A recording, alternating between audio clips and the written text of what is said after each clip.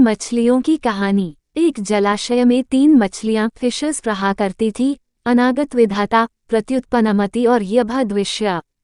तीनों के स्वभाव एक दूसरे से भिन्न थे। अनागत विधाता संकट आने के पूर्व ही उसके समाधान में विश्वास रखती थी। प्रत्युत्पन्नमति की सोच थी कि संकट आने पर उसका कोई न कोई समाधान निकल ही आता है।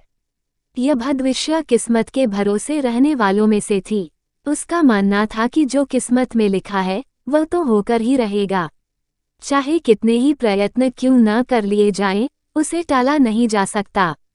तीनों मछलियां जिस जलाशय में रहती थीं, वो मुख्य नदी से जुड़ा हुआ था, किंतु घनी झाड़ियों से ढका होने के कारण सीधे दिखाई नहीं पड़ता था। यही कारण था कि वह अब तक मछुआरों की दृष्टि से बचा हुआ था। एक शाम मछुआरे नदी से मछलियां पकड़कर वापस लौट रहे थे। बहुत ही कम मछलियां हाथ आने के कारण वे उदास थे। तभी उनकी दृष्टि मछलीखोर पक्षियों पर पड़ी, जो नदी से लगी झाड़ियों के पीछे से उड़ते चले आ रहे थे। उन मछलीखोर पक्षियों की चोंच में मछलियां दबी हुई थी। ये देख मछुआरों को समझते देर न लगी कि झाड़ियों के पीछे नदी से लगा हुआ कोई जलाशय है। वे झाड़ियों के पार जाकर जलाशय के पास पहुंच गए।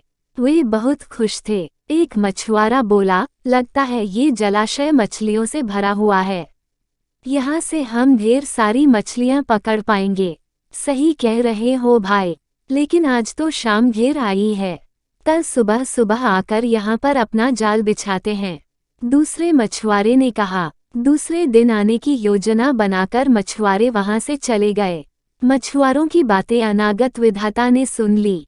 वह तुरंत प्रत्युत्पन्नमति और यभद्विष्य के पास पहुंची और बोली, कल मछुआरे जाल डालने इस जलाशय में आ रहे हैं।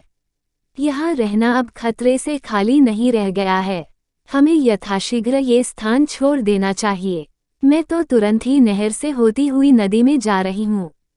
तुम लोग भी साथ चलो। अनागत विधाता की बात सुनकर प्रत्युत्पन्नमति बोली, अभी खतरा आया कहाँ है? हो सकता है कि वो आए ही नहीं। जब तक खतरा सामने नहीं आएगा, मैं जलाशय छोड़कर कहीं नहीं जाऊंगी। हो सकता है कि मछुआरों को मछलियों से भरा कोई दूसरा जलाशय मिल जाए और वे यहाँ आने का इरादा छोड़ दें। यदि वे आ भी गए, तो ये भी संभव है कि मैं उनके जाल फंसूं ही ना। यभद्विष्य बोली, किस्मत के आगे क्या भला किसकी चली है। मछुआरों को आना होगा तो आएंगे और मुझे उनके जाल में फंसना होगा तो मैं फंसूंगी ही। मेरे कुछ भी करने से किस्मत का लिखा थोड़ी बदल जाएगा। अनागत विधाता ने अपनी योजना अनुसार वहां से प्रस्थान करना ही उचित समझा और वह तुरंत वहां से चली गई। प्रत्युत्पन्नमति और यभद्विष्य जलाशय में ही रुकी रही। अगले दिन सुबह मछुआरे जाल लेकर आए और जलाशय में जाल फेंक दिया। संकट सामने देख बचाव हेतु प्रत्युत्पन्नमति अपना दिमाग दौड़ाने लगी। उसने इधर उधर देखा, किंतु उसे कोई खोखली जगह नहीं मिली जहां जाकर वह छुप सके। तभी उसे एक उदबिलाव की सड़ी हुई लाश पानी में तैरती हुई दिखाई पड़ी। वह उस लाश में घुस गई और उसकी सड़ांध अपने ऊपर लपेटकर बाहर आ गई। थोड़ी देर बाद वह एक मछुआरे के जाल में फंस गई। मछुआरे ने जब जाल बाहर निकाला और सारी मछलियों को जाल से एक किनारे पर उलट दिया, तब प्रत्युत्पन्नमति सड़ांध लपेटे हुए मरी मछली की तरह जमीन पर पड़ी रही। उसमें कोई हलचल न देख मछुआरे ने उसे उठाकर सूंघा। उसके ऊपर से आ रही बदबू से उसने अनुमान लगाया कि ये अवश्य कई दिनों पहले मरी मछली है और उसने उसे पानी में फेंक दिया। पानी में पहुंचते ही प्रत्युत्पन्नमति तैरकर सुरक्षित स्थान पर चली गई। इस तरह बुद्धि का प्रयोग कर वह बच गई। वहीं दूसरे मछुआरे के जाल में फंसी यभद्विष्य कुछ किए बिना किस्मत के भरोसे रही और अन्य मछलियों के साथ दम तोड़ दिया।